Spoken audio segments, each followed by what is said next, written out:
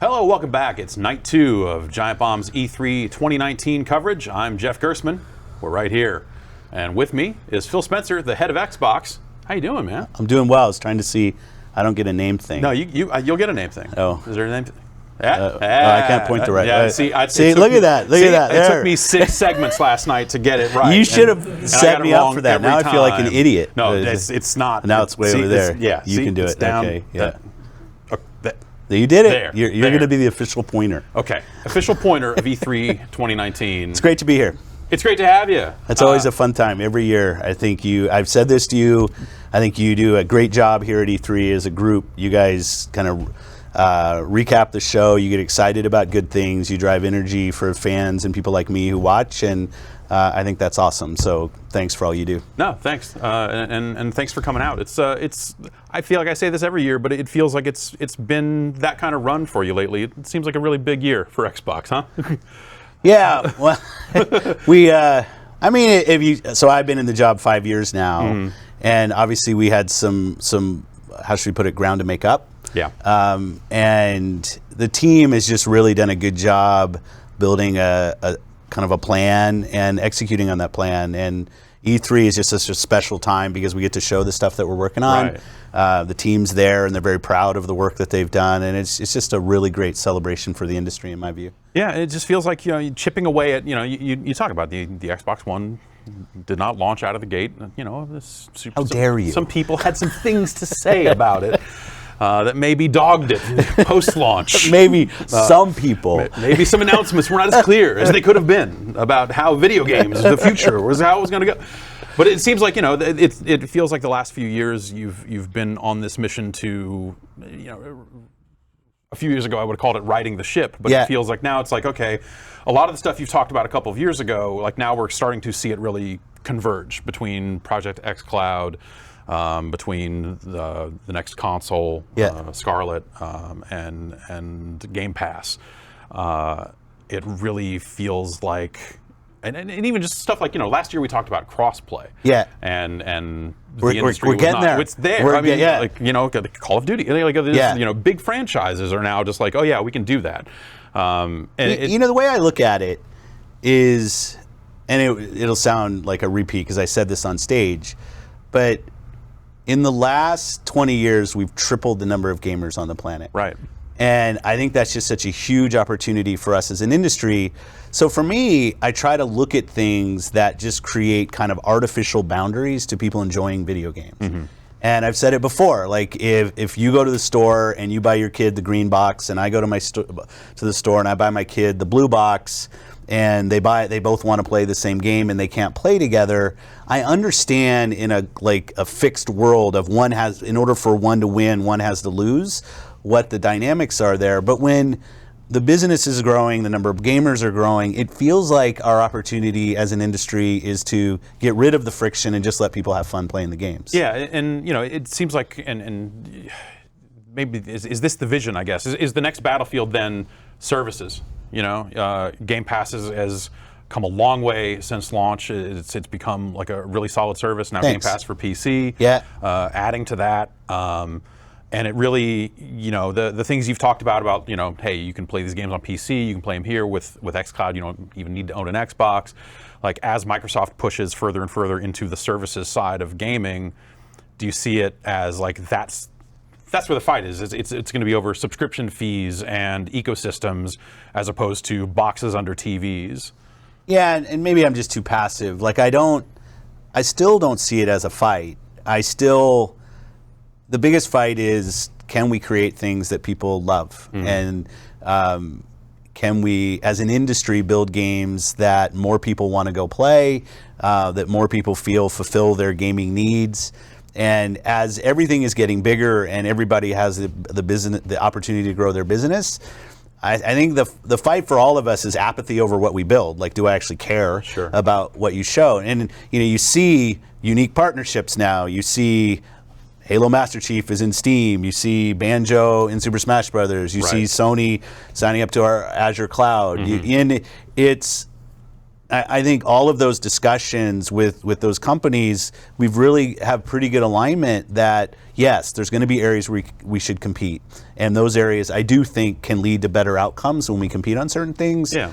But it is still a world where in order for us to do better, you don't have to do worse. Like I fundamentally believe, and I've said this before, gaming is a better space when there's brands that people trust that have been around for decades, continue to be around, and people still have trust in those. I want Xbox obviously to be one of those. I want our services like Game Pass. We're not building Scarlet to not be the best console. Like I want to be number one. I'm as competitive as anybody, but that doesn't mean I think I need somebody else to somehow to really suffer from a business standpoint. I'd rather be number one because somebody else sold one fewer unit than I did, but we both sold more than we ever have before. Right. Because I think that just shows that the industry continues to grow, and that feels like a much better focus for us as an industry than I need to push you down in order to push me up. So with Scarlet specifically, you talk about obviously wanting it to be the best. With the Xbox One X, it seemed like there was a really focus there to be like, hey, we want to be able to say, this is the most powerful console you can get. Is that how you feel about Scarlet? Do you feel like with Scarlet you really want to be out there more powerful than everything else? How important is raw power to you? I think raw power is very important. And I know certain people were kind of picking up on the words that I used, and hey, you used to say most powerful. I really can only control the console I build. I don't have a PS5 dev kit, so I don't know what they are. What they're building. We both are AMD. The kind of spectrum of technologies that are out there are pretty similar. At some level, it's going to be what price point do you pick? Right.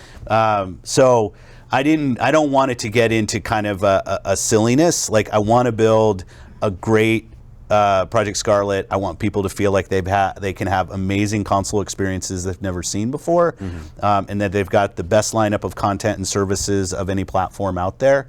And we're totally focused on that. And I know we have other things going with like coming to PC and XCloud, but I'll say that being a leader in console is something that the team is committed to doing. And that's we're not building this program to try to aim for second place. We were going to build it aiming for first place, and that's what I want to hit.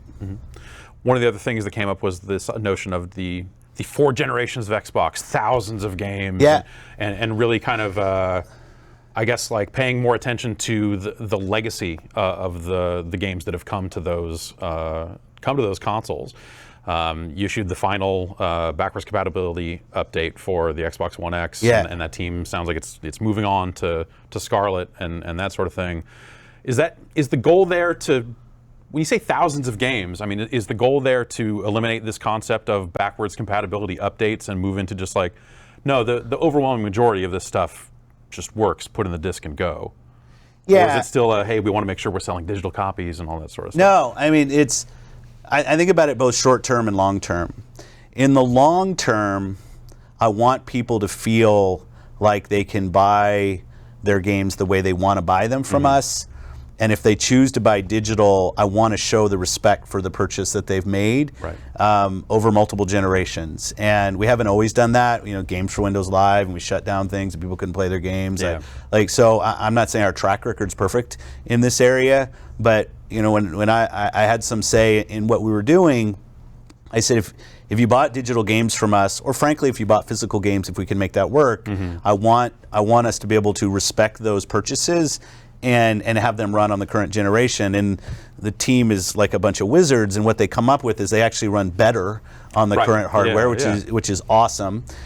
So when we start on the Project Scarlet plan, I want to do the same thing. I want to respect the OG Xbox games that are back compat. I want to respect the 360 games that are back compat. I want to respect your Xbox One games with back compat. And to some level, the idea of like what generation did this game come from, I want to go away. At the same time, I want developers to be able to make the best use of the hardware that's there, so they can build amazing looking games. Now, anybody that's played on PC would just say, oh, you mean like PC? Yeah. Like I can still go back for the most part and boot my Win32 games, my Win16 games, and somehow get them to work. If you really want to start jumping through some hoops, you just download DOSBox. That's and right. Really going That's there. right. Yeah. So I don't think we've revolutionized like the things here, but I do think in the long run, having gamers feel like when they purchase things or if they're subscribed to us, that we're going to respect their purchases. I don't know how we do that. I struggled a lot internally when we went through the 360 to Xbox One transition when I was running studios.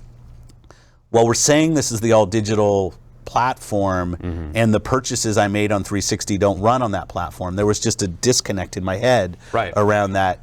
So it was one of the first things we tackled. Now, on your question about native and stuff, I mean, we still obviously have PowerPC and we have different architectures. So the reason we needed to take that same group of people and move them to ensure Scarlet compatibility was because those are, I think that's the best back compat team on the planet. I'm probably biased, but I think they are, and I want them applied towards Project Scarlet, so when people turn on the box, their entitlements there and games run incredibly well.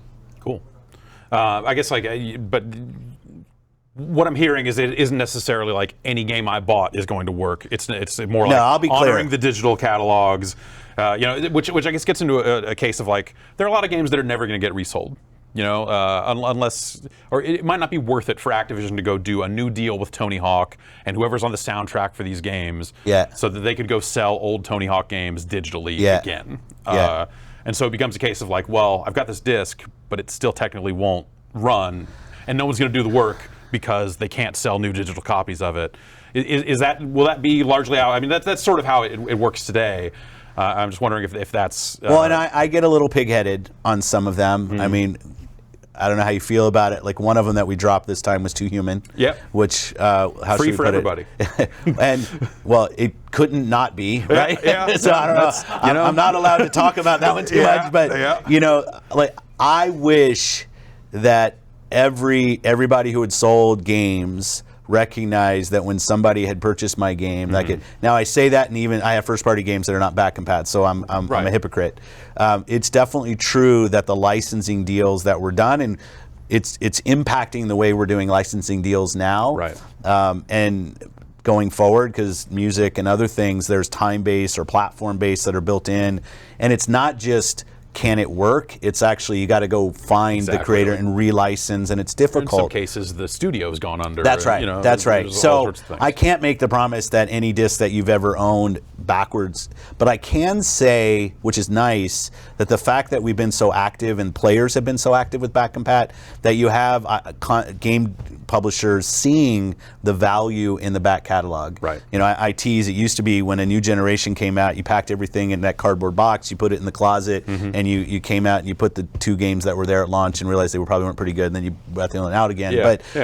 That's true for us as well. But now people are seeing that legacy content over time has value, and to some extent I think the subscriptions help in that, but also just I want to know where these characters come from. I love the fact that we dropped a bunch of Splinter Cell games in this back compat. I'm not saying anything about future Splinter Cell, but I think it's great that people know who Sam Fisher is. And it did seem rather conspicuous that suddenly all of these Splinter Cell games were, sometimes that can tee up something down the line. But my point is just, I do think we should know where our characters and stories come from. I think I've always said I view game development as an art form, and I go back and listen to old Zeppelin albums and stuff. Like, we should do that, and we should do that as game players as well, in my mind.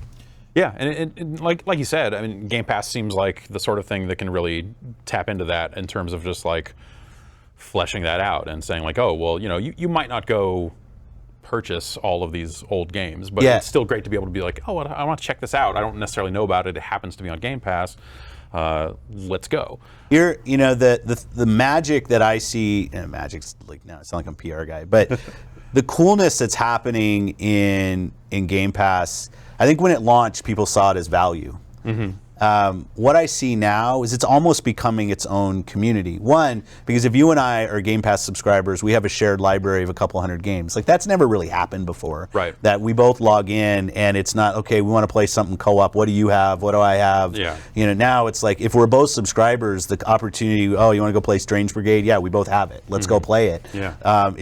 is cool. And people are, when we look at the Game Pass subscribers, they're playing more games, more different games. They're trying new things, some of them old, some of them new.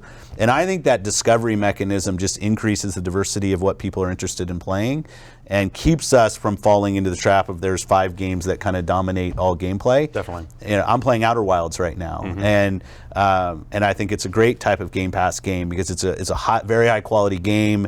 It's an IP that maybe people haven't heard of, but it's a great way for that to get introduced to a bunch of people, and hopefully it turns into a franchise from many versions.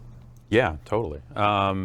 We had Rod Ferguson on last night, and he brought up something that Roderick. And it's something that I hadn't considered, but like, of course, it works this way. He was talking about with Gears 5 the notion of like, because of Game Pass, you now have to consider that there are potentially just tons of new players that might not even know anything about the Gears franchise. That's right. Have never played it before. Yeah. Is that something that you have to be like very cognizant of now when it comes to studios making games and just being like, okay, what if no one's played any of these before? We can't just necessarily throw them into multiplayer and say, go with God. Yeah, it's gotta that's be, right. Find the shotgun as fast as possible. Yeah, basically, right. Yeah. And it's one of the reasons for our franchises, having the back cat in the subscription, which allows people, even if they don't want to play the whole thing, but they at least want to kind of sample and say, oh, okay, I get where this story arc. You could see opportunities for people to pick cutscenes out. So if you wanted to do the Cliff Note versions of things, I'd say it's a little bit different. So I'm not trying to switch the question. One of the things, and I'm not trying to sell anybody Game Pass, but I'll just say one of the things that Game Pass does to a developer, and it is 2 in this case, is you end up with a lot of players day one, where it used to be people have to go and buy a game, right, and there's just like, oh, I have to work, the store's closed by the time I get up, so I'm going to wait till this weekend. And inside of Game Pass, you see a lot of teams that you're going to have millions of players day one.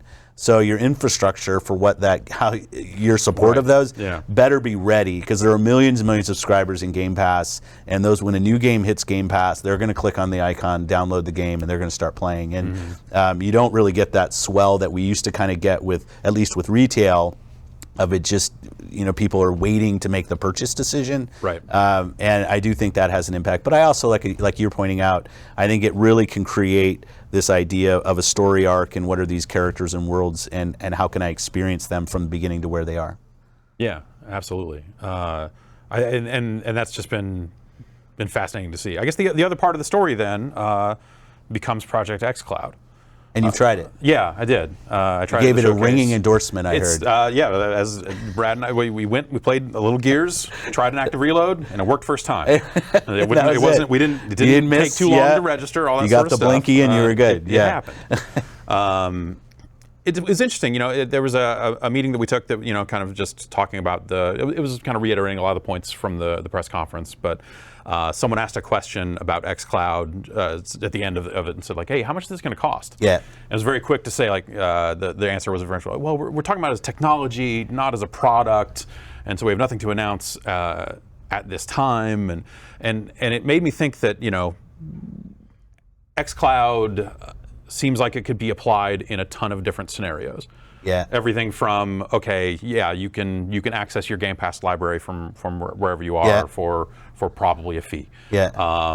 But also things like demos for games, or the idea of like, hey, I just bought this game and I'm downloading it locally. But some of the Gaikai stuff that they were doing back in the day. Yeah. This notion of just like, oh, well, instead of a developer developing a whole new demo, what if they just preloaded and said, like, here's the save we want it to load up as a demo, and we want them to play for an hour and then cut them off and have these kind of stream-focused demos. Is that a scenario you see, like, as it kind of forms into a product? Are you really focused on just, hey, play your games wherever, or is it kind of a larger?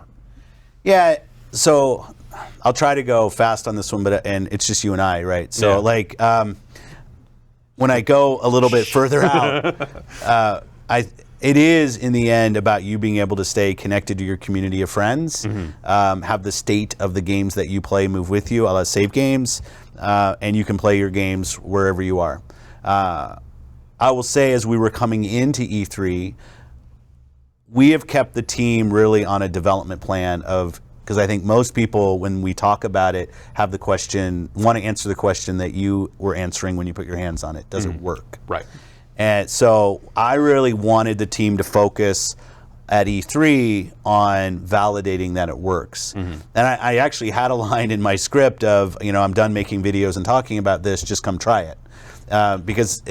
But what happened was, Stadia went before us on Thursday, which I didn't know. Yeah. And they have a name. We don't have a name for our thing, right? We're building it, and they're building it. That's not, but they have a name. They gave it a date. We knew we were going to announce October when it goes into preview, so that was good. But they showed pricing stuff, and I've just been really focused with the engineering team, Kareem and the engineering team on and Kevin LaChapelle on does it work? Because I thought that's what people were gonna really want to know when we came here. So, and I understand in the context of what they did on Thursday and then what we said, hey, yeah, it works. Maybe that left some people wanting to know more. I will say I'm really proud of the fact that we're here at E3 with, I'll say, our most discerning customers, putting their hands on it and trying it and then writing what they think. And I think what you say about it's way more valuable than what some guy that works at the company is going to say about it. Yeah, I think that's, there's like stages of belief with this, right? Yeah. There's the watch the presentation and go like, oh, that would be really cool if it worked. Yeah. There's trying it in not your home environment. That's right. It's the, like trying it on the show floor, and either that's, in some ways that's suboptimal for what you're trying to show, but also it's hard to know, like, is there smoke and mirrors? Is this like I asked where the data centers were, and they said it was up in the Bay Area. Yeah, I mean, you and I talked about that. I wanted to make sure, the data center isn't sitting over at Staples Center, which is like, 100 yards from Microsoft Theater. I wanted people to know that this could somewhat map to your home environment. There was some differences, and you probably saw this. We were wiring the controllers into the phone for a USB, because Bluetooth with all of those devices and stuff was kind of a nightmare. Yeah. But we could take it out, and it's definitely true that a short USB connection from phone to controller is faster than Bluetooth. Like, there's no doubt about that. Yeah. But that was the only connection that I wanted to put in there. The thing, though, that I think maybe a difference for us with XCloud. Be careful how I say this. I'm not trying to tell people to stop playing console games, or stop playing PC games, or even to buy a second copy of the game so you can play it somewhere else. What I'm saying is I like playing on Xbox Live, and when I'm away from my console or my PC, I want to continue to play my games, and this is a convenience feature, a choice feature for you. I'm not saying I'm going to be, 8K 120 hertz to the phone or something. I'm not. This is about, I want an experience on my phone that will go with me.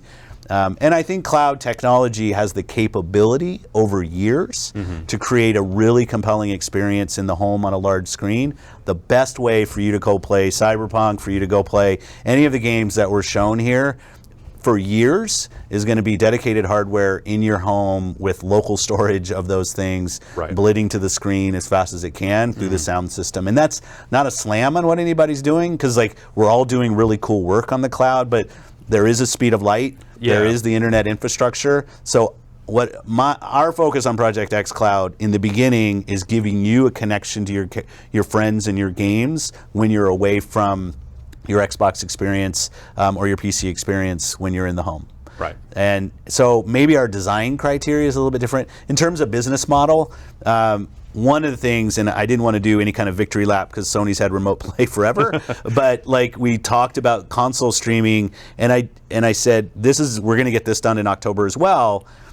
The end result is I want to be able to have my phone and just walk around and use it wherever I go. And it could be from my home console. There's no cost to that. It could be from xCloud. There will be a cost to that. We'll figure out what that is. And because that's our hardware. If you've already bought a console and you bought the game, we're gonna push really hard to make that invisible to you. But just to set. Eventually, this is for people who live in areas who are never going to buy a console but still want to play these great games, and I think that's an awesome option, and that's our long-term vision with where we're going. But I think that's years and years before that's any kind of majority of the way that people are using the technology. So, sorry, it's long-winded. And one more.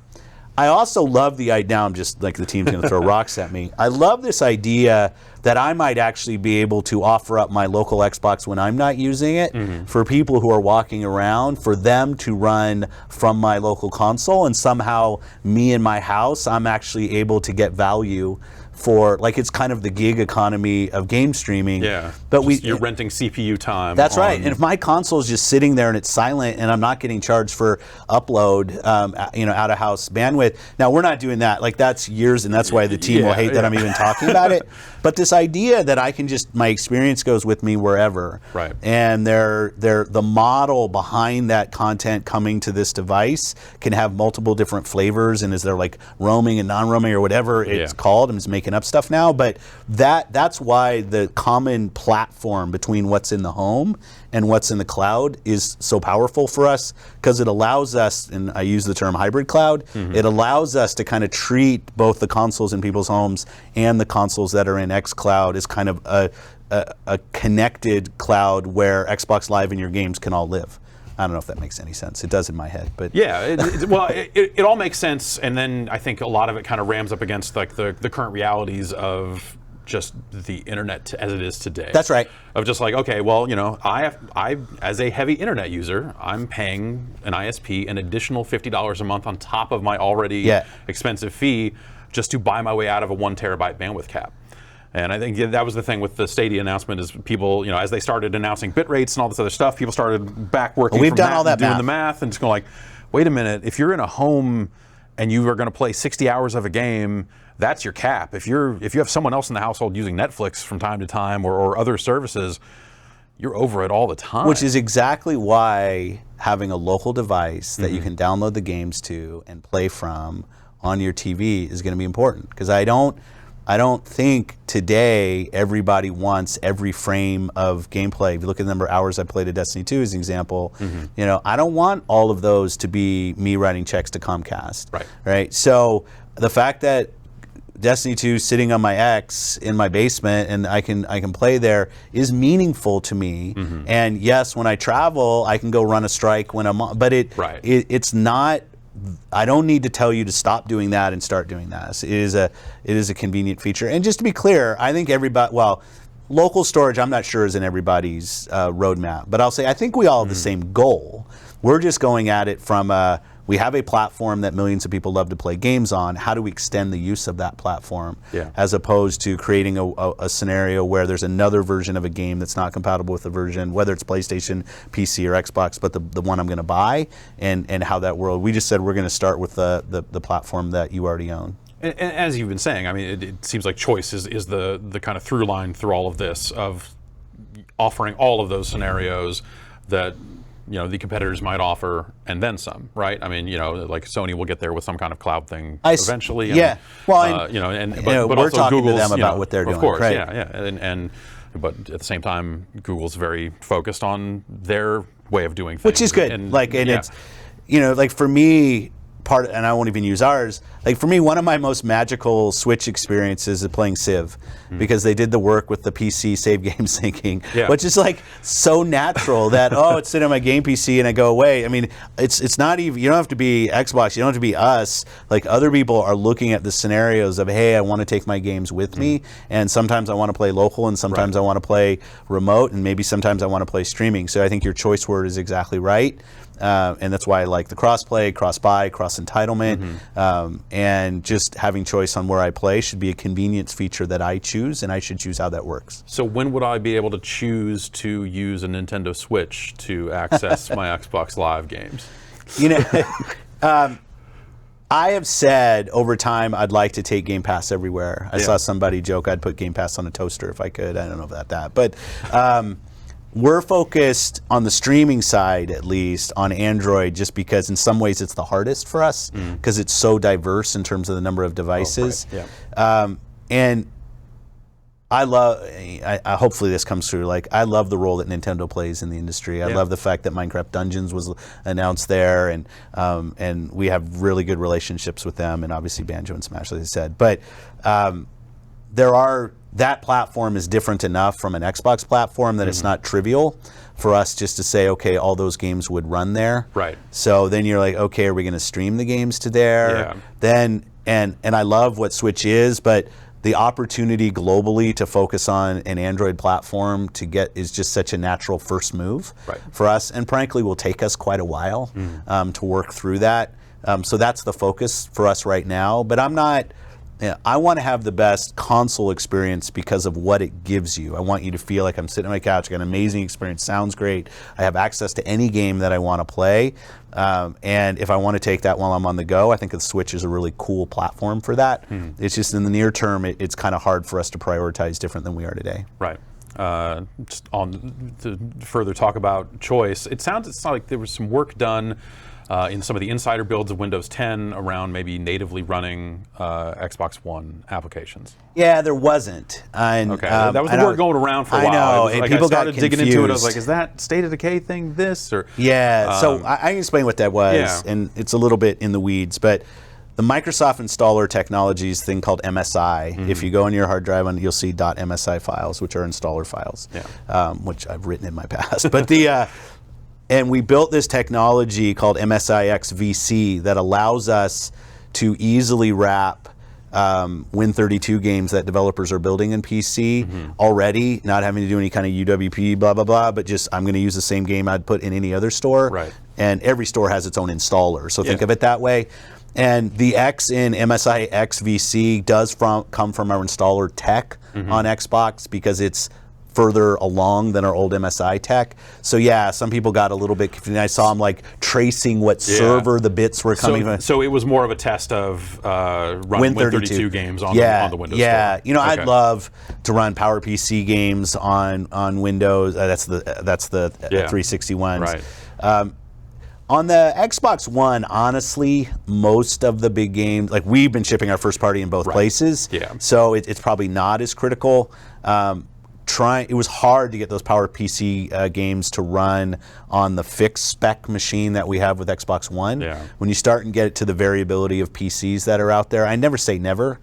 Honestly, would probably stream them before we would try to run them natively, and I don't know if that's the best answer. Yeah. I know there are hobbyists out there kind of making it happen. They are. They're trying. You know, and I don't have any problem with that, assuming all the IP stuff is cool. But you know, I think so. That was I saw some confusion on that, and you know, it's a hard one to jump in the middle of, and we haven't talked about the Win32 stuff coming to Windows or any of that.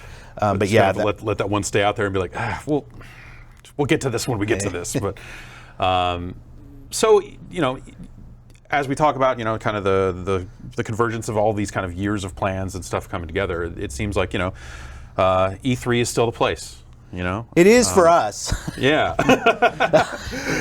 And I'm glad it is for you guys. You know, I love the celebration that's here. We had 1,500 fans in it was crazy. Keanu Reeves, blah. Yeah. But it's, as an industry, I think it's a time of the year where the world pays attention because we can come together and make enough noise to kind of get outside of just talking to ourselves. And I like talking to ourselves. But I also think when you see some of the legislation that's trying to go on around gaming, WHO stuff, like we have to stand up as an art form and as an industry and explain that we're not just slack-jawed kids in basements with, you know, swearing at each other, trying to headshot everybody. Right. And because when that's the perception of what gaming is, it's not going to get to the place where we all even stay where it is, frankly, if you look at things that are coming in. So I like the fact that E3, because I think, you know, I did a panel this morning with Strauss Zelnick, and who runs Take-Two, Robert Altman, who runs ZeniMax, and myself. And we should be able to stand up as leaders in our industry and talk about where we want the industry to go and things that are important. And I think that matters. So yes, I think all companies should be at E3, and I think we should celebrate gaming that we love. And I wish Sony was here. I wish Activision was here. And I think E3 is not as good when they're not here. Yeah, I think it's just an interesting year, because I'm thinking about it in terms of like how it was last time we turned generations, or the time before that, or the time before that. And now with, you know, with the PS4 Pro, the Xbox One X kind of changing what these cycles look like, and now you're out talking about XCloud and playing games everywhere and all this. It really feels like, well, I guess like I'll ask, like, you know, do you think that we've seen like a permanent disruption to what we think of as the classic console cycle. Now that, you know, when we think about, another 5 years after the release of Scarlet, will there be another box, or will streaming have gotten there, or that sort of thing? Will there be another X or upgraded version of Scarlet down the line? What do you think? Obviously, I don't know. You know, you're but kind of, like, you of course you wouldn't know, but like, you know, what do you think? I will say what we're planning for. Yeah. We're not planning for Scarlet to be our last console. Yeah. So, you know, we're continuing to invest in our hardware team. I know you had Carl on, and like, you know, Liz Hamron, who runs our Xbox platform team. We're going to ship Project Scarlet. We think it's an important design point in the balance between CPU and GPU that we've just never really hit on a console before, which is going to help us with feel and frame rate and refresh rate synced with game loops and stuff, which will be really helpful for the feel of games. With X, what we did, and people teased us a little bit about the true 4K, but we wanted to pick a spec that we thought could really deliver 4K games, and we didn't think we could do that until the time. You've heard all this already. Yeah. So the thing for us past Scarlet is, what is that next inflection point of experience that would actually be meaningful? We thought 4K would be meaningful. You can argue, and if you don't think so, go buy an S or go buy a PlayStation or whatever, right? But if you thought 4K at like 6 teraflops, all the kind of stuff we talked about was the thing that you wanted, we wanted to make sure we had the memory bandwidth and the GPU to deliver 4K scene. I think we have something meaningful at the next points, frankly, that both of us are just about at, from what I know. Beyond that, I don't know what that is, but we're not planning for not doing another console. Right. And I don't think in that timeline that I'm going to be playing games that feel like my Scarlet games that are streamed, right? On a screen that's 60 inches and all that. I don't know. I could be wrong, right? But we're going to continue with our XCloud work, and we're going to continue with the magic that's being put in there. But we look at it as me running local hardware. You know, the analogy I use is going to be important. The analogy I use is, you know, I'm a Spotify subscriber, I'm a Netflix subscriber. It's not like that streaming has actually led to fewer devices around me. If anything, I have more devices around me. True. Yeah. Right. And the price point of a console isn't for everybody, but it's not $1,000. Yeah. Right. Yeah. So, you know, the idea goes down over time. Right. Yeah. So the idea that I would have a dedicated machine in my house that plays games really well doesn't seem foreign to me, even if I'm streaming games a lot of the time. But again, I don't know. But definitely, we don't yet know what past Scarlet would be the thing. We don't have a need to do one like 2 or 3 years after that. Yeah. We would just continue to focus on, is there something meaningful from an experience that we could do? Or if something changes, like all of a sudden everyone buys 8K TVs or something. That's like, right. Oh, wait, Yeah. okay, now maybe do we have to address this? Or, I kind of hope that's not it. But, well, because at some point, just ask that crazy, you're like, ugh. Yeah. But yeah, it would be something that would come along and say, what I had before doesn't feel like it's fulfilling state-of-the-art experiences that I have in my home, and that's what I want. And yeah, like that's what we're planning for, but we'll always be eyes wide open. To go back to the conference a little bit. Yeah. How does Phantasy Star Online 2 make its way into a press conference? It is 2019. I think that game came out in 2012. No. I think Phantasy Star 1 was original. Oh, yeah, Phantasy Star that's Online why. 1. Yeah, okay. So my story on that, and obviously Sega's primarily ultimately responsible for it. I go to Japan fairly often now, and I meet with all the publishers, and I'd go to see Sega, and I'm sure they were getting it from other places, so I'm not trying to say this is because of me. But I was like, they've been getting it from other places for a while. Good. So, and I just said, so many of the constructs in today's multiplayer games, it used to be like, all great things came from Quake. Like, we've all heard that before. Yeah. And I said, like, so many of the constructs in today's online console games were born in Phantasy Star, and 90% of the gamers today don't know what a Phantasy Star Online is. Right.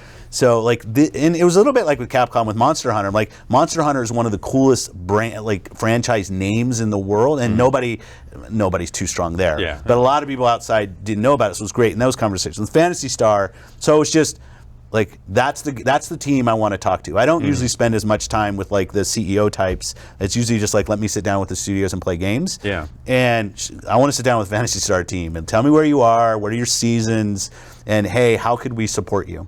Yeah. And what would we need to do on the platform? I'd love to come out on stage after we announce it and say some things. And if that helps us get it done, I'm more than happy to do that. So it was really just, I want to do something with Sega. They were very receptive. I happen to have a soft spot for PSO. And I do think it can be a meaningful franchise. And come on, the trailer had dinosaurs, battleships, spaceship. Like it was all over the place. All those expansions came out. Because I still get emails in Japanese that I don't know how to turn off. Because I signed up for a PSO2 account when it launched over there, and like I can't solve the CAPTCHA fast enough because it's in like katakana, and I'm just like, I don't know any of that. Well, hopefully we'll get English versions of those. Great, yeah. Well, will players be able to bring in characters? I honestly don't know. Okay, like, and that's probably up to Sega at that point. But you know, and I know even the announce it said North America, and some of my friends outside of North America say, hey, Iron Wolf say, hey, is this going to be available in London? Like, I don't know. Like, I'm just glad we can finally get it out, here. Like, just the idea of an official translation. People have been fan translating an online MMO for years. I know. It's and I try to explain. I'm like, what a Destiny Strike is. Like, there's history in what this mechanic of people grouping up on a ship and going off and doing. Like, I've seen that before. Yeah. So it was so cool to have them on our stage and to be able to work with them. And yes, like it'll end up on all platforms. That's not the point. Yeah. To me, the point was to be able to have Sega back on our stage. It's been a while. And with a franchise that I actually think can be relevant. Like I think it can be a franchise that people get introduced to and like, wow, I didn't know there was such a thing like this. I mean, for me, like that's, in some alt history thing where like Phantasy Star won or grew big the way Final Fantasy did, or something like that, off the backs of the single player RPGs they made on the Genesis and Master System and stuff, and branching into this online stuff. Like that's the world I always wanted to see, was where PSO just won out and became the biggest thing in the world, and it's just crazy to see it on a press conference stage. And of PSO. I mean, they announced it for the U.S. years ago and then never made good. I know. So that was one thing. Yeah. If we're going to announce it, I've done enough of my kind of head fake announces on stages. I'm done with that. If we're going to go say this, I want to know the date. I want to be able to see the game running. Yeah. Because I don't, especially with a game like that where there's going to be a core that really knows what it is and some other people head scratching, why is this on their stage? But I want to make sure. Both. Yeah, exactly. Or some that know what it is and why is this on Xbox's stage. But yeah, I wanted to make sure it was something we can deliver. And they have a good plan. I saw them last night as a team, and they were excited by the reception, which was awesome. I think it kind of surprised them a little bit. But like for me, another example last year, we talked a little bit about, I think, was Tales of Vesperia HD, and then we have Tales of Arise coming, and I thought it looked great. Yeah. And so some of these relationships, whether it's with Miyazaki when we did Dark Souls, and now we had Elden Ring, some of the relationships, you have to build trust with them, play games with them, hear their game, hear what they're thinking about.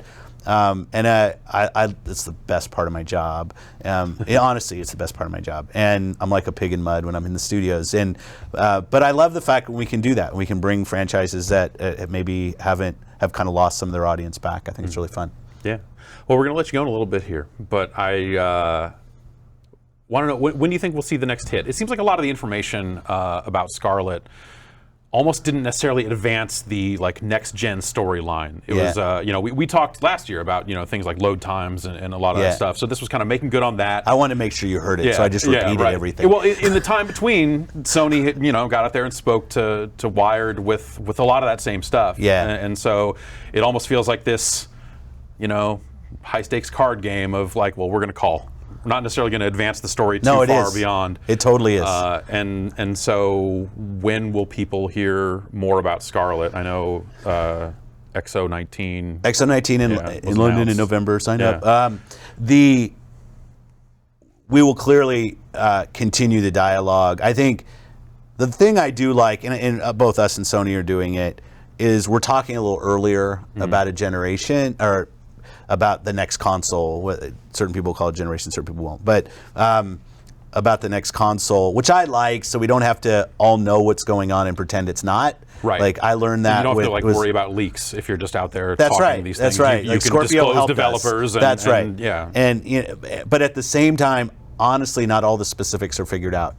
The first thing that gets figured out is silicon, because the lead times on hardware are really long. You asked me, like, you won't, but like, what is the name? I honestly don't know what the name is. We do not have the name. How long is the list of names right now? We don't even have a list of names. Yeah, like it's just, that's not where we are yet. Yeah. So some of the specifics is just us not being ready to say what's the price point? We're not there yet, right? Like we obviously have a window of things that we're looking at and kind of watching what tariffs things happen and other things, right? Yeah. So, like we obviously designed with a certain capability, but there are a lot of specifics that I know people want. They want to know more about the games. What are certain studios working on that we didn't talk about? And I know that. And I'll apologize at some point about not giving everybody all the information. I will say if my biggest downer at coming out of E3 is people wanted to know more about some of the things that we did. That's not the worst scenario. Yeah. But I also don't want to be like falsely saving information that I could share, and I want to share stuff when we absolutely know it, whether that's about games that people are speculating on that I want to make sure I'm completely solid on before I stand on stage and talk about them, or specifics of Scarlet, or even some of the pricing on things like XCloud that you push at. And I know people want more information. I think we've shown that I'm dedicated to giving information earlier than we kind of normally have as Xbox, but I also don't want to say things and then I have to change 6 months later because some realities have come up. Yeah. All right. One last thing, though. Halo Infinite. Yeah. Announced for Xbox One, PC, as well as Scarlet. But specifically on the console versions, if we think about forward compatibility and games running forward, will there be 2 versions on sale? Will there be one version that just looks better if you stick it in a Scarlet? You're talking about physical. Yeah, or digital, or like let's say I buy a digital copy of Halo Infinite for the Xbox One, and then 6 months later I go get a Scarlet. Is that one SKU? Am I getting the upgraded experience? Is there an upgrade fee that I may be paying that's not a full 60, or am I buying a game twice? I think it's a great question, and my expectation is, just like we're doing now, that your game would stay with you. But like that is another detail that we're working through. But I think if you just look at our history in this space, even from what did we just drop? This will be a silly one, but like Cameo 4K, I think just dropped. Like I didn't charge you for it, right? If you own Cameo, it just works. It is for us really just about large player bases and putting artificial kind of, hey, can we charge you a little bit more for a near term that actually hurts the long term engagement with something. There are financial realities at some point, but that's not really the way we've worked. Like you're not necessarily winning if someone is playing the Xbox One version of Halo Infinite on a Scarlet. Yeah, I don't see why that would be better for us. Yeah. And so we'll talk more specifically about that, but I think if you look at the history of what we've done and continue to do on our platforms, it's respect purchases that you've made, and to respect those purchases as long as we possibly can. So I think it's a great thing for us to provide more clarity to, but I don't see anything about why we wouldn't kind of continue to do what we've been doing. Cool. All right, Phil. Well, it's been wonderful talking to you again. Every year. I said to you, it's always, it's a little bit cathartic. I go home tomorrow. So I come in here, it's a little chill. You guys have beer out there. And you're always really cool with the questions and the comments, and you're insightful. And I'll just say it again, I think you guys do a really great service for E3, so keep doing it. As long as people keep coming to E3, we'll have a reason to keep coming. Well, we have this big theater that has our Microsoft name on it. Yeah. We bought Nokia to get that theater, so we're going to be here. So yeah, well, great. All right, then we'll be here. Maybe not this room. I don't know. The AC's been weird this year. Well, maybe we'll find a different spot. It actually smells a little better this year. Yeah. Yeah. We had to complain and get the AC turned up and maybe aired it out a little bit. It did. But It smells less like human than it normally well, does. they replaced the chalkboard. I know. It was like, I saw that. When we got in the room and saw the chalkboard was gone, I was like, well, we got to go somewhere else. I think This is last not year gonna the work. word weed was right above my head. Yeah. If I remember that was correctly. on your Wikipedia page for a while, Yeah. which was you're welcome. That And, really, I think it was in my Microsoft executive corporate profile, was Phil Spencer with weed above his head. Great. But we are in California, so That's okay. true. It's and totally it's legal in legal. Washington as well. So it's all good. Well, not a problem then. That's right. All right, Phil. Great talking to you. Yeah. We're going to take a break and then come back with some more guests. So everybody stay tuned. And yeah, we'll be back.